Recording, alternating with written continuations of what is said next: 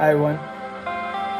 So today I wanted to talk a little bit about how leadership in modern organizations has started evolving. Leadership used to mean about doing big, bold things. And now increasingly I find that leadership is about three ideas. And trust me, three ideas that I'm going to talk about are at their core brilliant: growth, managing complexity, and delivering effectiveness. But often now, they prove to become double-edged swords. So let's dive a little bit deeper into each one of these. Let's talk a little bit about growth. It's the lifeblood of every organization. But when it's left unchecked, then the pursuit of relentless growth might lead to expansion for expansion's sake. And then it's often at the expense of values and culture. A business, for instance, might outgrow its commitments, might outgrow expectations, but in the chase for this endless expansion, you start creating a culture gap and a talent gap. And so finding your way around that starts to then create the possibility for failure to succeed success. The second part of it is, how do you really then manage this? And so I have two quick interventions for it. The first one is find your why.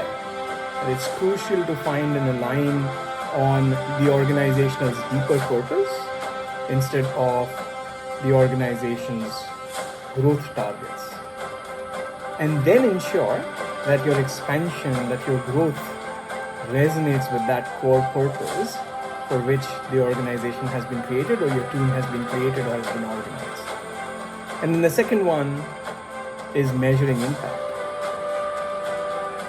You have to shift the focus from just merely expanding your reach, expanding your profit margins, expanding your business, to really measuring positive impact that you make, not just in your product scope, but also in the lives of the sphere that your organization can influence.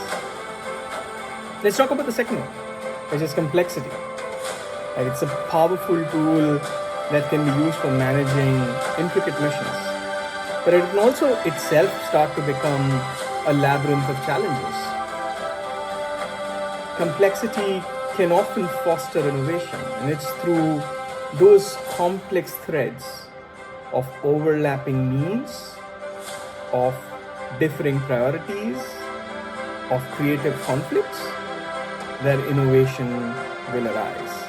But it can also lead to mission sprawl. You can introduce multiple products, but then lose your focus on betting it all on one of them. And so to navigate this, again, two simple interventions from my end. First, simplify. Encourage your teams, encourage your colleagues to streamline how they work. It's through this complexity maze that you can still arrive at what is the simplest pathway to getting things done, so that your energy is spent on actually doing things and not for getting them done. And there's a difference between those two statements. And the second is empower decision making. Reduce complexity that arises out of bureaucratic, complex business processes. Distribute decision making and authority to ones that have the most information, which can often mean give autonomy to the real front lines of your business itself. And then the third one, effectiveness. Now, many of you will wonder why I'm bringing effectiveness into the picture, especially when high-performing organizations quickly rely on effectiveness itself. But when effectiveness is not tied to purpose, it can quickly start to become a blunt instrument itself. And so again, to manage effectiveness, don't concentrate on achieving what we call mechanical efficiency. Don't concentrate on becoming efficient with the numbers themselves, the percent produced per day. Those are the metrics of the business. Don't neglect the core at which your business really finds its unique value proposition itself. Pursue that. Define a clear vision for yourself. It's that clear vision that will align your organization beyond just the metrics of the business itself, and then measure beyond. Just as you have reviews on the metrics of the business, instead of measuring efficiency, focus on how effectively your actions can align with your purpose itself. Make that your guiding star. Now, where is all of this coming from? Now, a while back, somebody had asked me about how and why I make decisions in life. And they pitched two ideas to me. It was the mindset of having abundance present with you as you make decisions, because then it allows you to take more risks. And the second one was adopting what we call the abundance mindset itself. And so let me decipher a little bit of that. Abundance mindset talks about how you should collaborate and not indulge in competition. And these are again sometimes overlapping constructs within an organization between teams. An abundance mindset will shift your focus from cultivating competition to really building collaborative partnerships.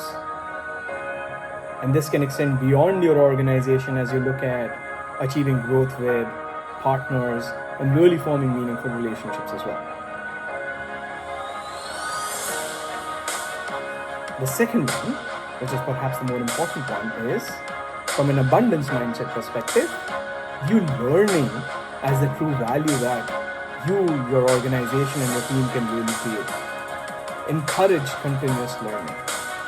Ensure that growth is not just finite, but really a journey that you're on. And you'll play your own part for as long as you're part of that journey, and then move along. So let's step away from limiting ideologies and craft a leadership style that's rooted in wisdom and balance and belief. There's always more to give and share. Thank you for joining me today. Together, I believe we can redefine leadership as it's practiced today. It's not just about growth. It's not just about managing complexity. It's not just about effectiveness.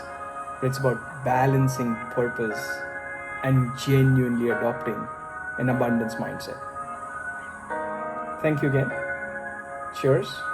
Keep learning. Keep growing.